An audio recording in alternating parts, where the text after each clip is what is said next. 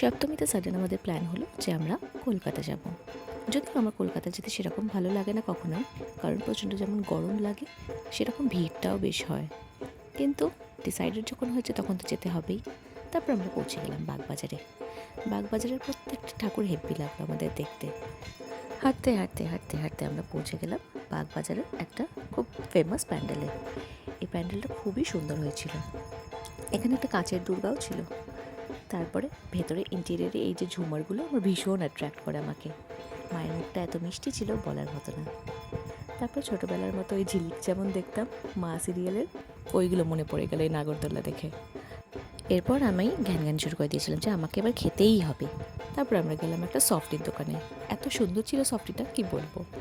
তারপরে লাইন দিয়েছিলাম আমরা তন্দুরের দোকানে। তখন ছ্যাবলামও করছিলাম আমার ফ্রেন্ডসটা আমার সাথে। তন্দুরটা হাতে পাওয়ার পর পেটটা যেন একটু শান্তি পেল সারাক্ষণ পর। এত গরম ছিল যে সারাদিন আমি হয়তো খাবার কম আর ড্রিঙ্কসই বেশি খেয়েছি।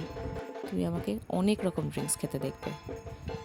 তারপরে ড্রিঙ্কস খাওয়া হলো, খাওয়া দাওয়া প্রপার লাঞ্চ হলো। তারপরে আবার কি, তারপরে বাড়ির দিকে রওনা দিলাম। প্রথমে ডিসাইড করতে পারছিলাম না যে ট্রেনে ফিরবো নাকি উবারে ফিরবো। তারপর হলো যে না, উবারেই ফিরি, ওটাই ভালো হবে।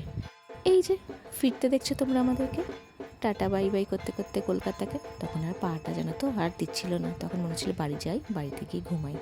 সকালবেলা কিছু ছবি তুলেছিলাম, সেটারই একটুখানি দিলাম। তার মধ্যে দেখো একটা পোর্ট্রেট মোড আমার কানটা কেটে দিয়েছে।